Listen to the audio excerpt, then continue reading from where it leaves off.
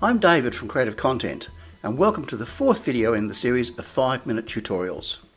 Initially, I planned this was to be all about microphones, but due to a slight delay in getting some models, I've had to postpone that tutorial to a later date.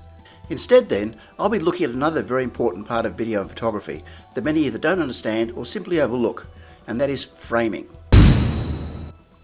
Framing is the art and science of the subject of a shot, and importantly, where in the shot it is, as well as making sure all other elements in the shot should actually be there.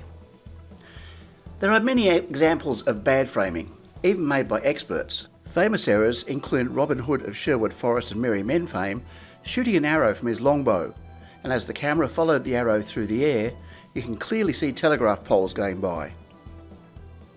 Another BBC period piece, set in the 1800s, had an express train in the distance. As obvious and as funny as these may seem to avoid, others are easy to miss when framing up your shot.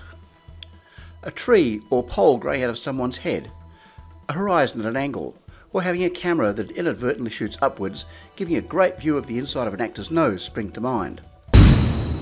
The trick when framing a shot is actually looking at all parts of the scene and not just the subject before you press the go button. But as I mentioned at the start, as well as checking for framing errors, where an object is in the frame is of prime importance to make sure the shot is interesting. It is generally accepted that to do this, an unwritten law called the rule of thirds is used. Simply put, to use the rule of thirds, imagine an image has a series of vertical and horizontal lines on it, like you would use in a game of noughts and crosses, or tic-tac-toe if you're from the United States of America land. This breaks the image into thirds vertically and horizontally, and according to the rule, by positioning key elements along the grid lines, you'll end up with better compositions.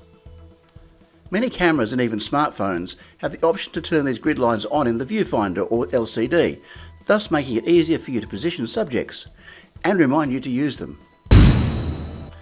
I personally feel it should be called the guideline of thirds, as like in all things video and photography, other ways of doing things do have their own merit. A great example was implemented many times by my favourite director Stanley Kubrick, whose many accomplishments include 2001: A Space Odyssey, Dr. Strangelove, The Shining and Full Metal Jacket. He also directed Eyes Wide Shut. We are all entitled to one mistake. In 2001: A Space Odyssey, my favourite ever film incidentally, and a masterclass in all things filmmaking, the rule of thirds is entirely discarded. Instead, Kubrick employed making the exact centre of a shot the focal point, as you can see in these stills from the movie. The important thing though is to make sure the shot looks good, and how you do that is of course up to you. But the rule of thirds is a great guideline to start with.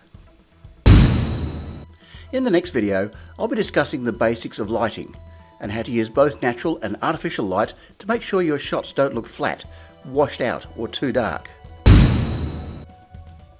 That's a very brief overview explaining framing and the rule of thirds. I hope you found it useful. I'm adding more and more of these quick tutorials, so please check back often.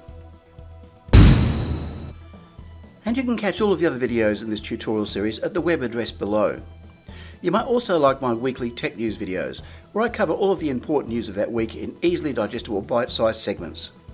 You can see these at this web address. Once again, I'm David from Creative Content. I hope you hit the like button and subscribe to this channel. This will let you know when new tutorials are available.